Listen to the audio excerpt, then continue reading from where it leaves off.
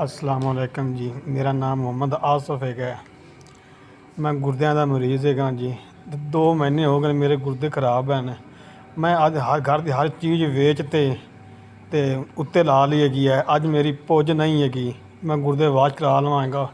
ਅੱਜ ਮੈਨੂੰ 8ਵਾਂ ਦਿਨ ਹੋ ਗਿਆ ਗੁਰਦੇ ਨਹੀਂ ਵਾਸ਼ ਹੋਏਗੇ, ਤੇ ਇਹ ਕੋਈ ਮਿਹਰਬਾਨੀ ਕਰੋ ਜੀ।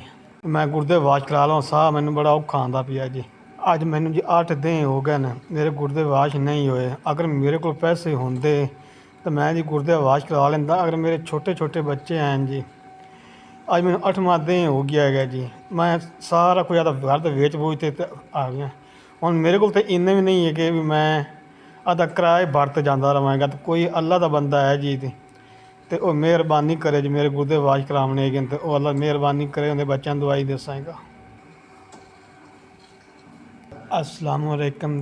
ਤੁਹਾਡੇ ਨੂੰ ਗੁਰਦੇ ਵਾਸ਼ ਕਰਾਉਣ ਵਾਸਤੇ ਮੈਨੂੰ 3500 ਰੁਪਇਆ ਮਿਲ ਗਿਆ ਹੈ। ਬਹੁਤ ਬਹੁਤ ਮਿਹਰਬਾਨੀ। ਤੁਹਾਡੇ ਤੇ ਕੰਨਾਂ ਤੱਕ ਰਾਜੀ ਹਾਂ। ਮੈਂ ਤੁਹਾਡੇ ਬੱਚਿਆਂ ਨੂੰ ਦੁਆਈ ਦੱਸਾਂਗਾ, ਕਿੰਨੀ ਵੀ ਹੋ ਸਕੇ ਉਨੀ ਦੁਆ ਤੁਹਾਡੇ ਹੱਥ ਕਰਦਾ ਪਿਆ। ਅੱਲਾਹ ਪਾਕ ਤੁਹਾਨੂੰ ਗਣਾ ਦੇਵੇਗਾ। ਤੁਸੀਂ ਮੇਰਾ ਗੁਰਦੇ ਵਾਸ਼ ਕਰਾ ਦਿੱਤੇ ਗਏ ਨੇ। 3500 ਰੁਪਇਆ ਜੀ ਤਾਂ ਬੜੀ ਮਿਹਰਬਾਨੀ, ਬੜੀ ਮਿਹਰਬਾਨੀ।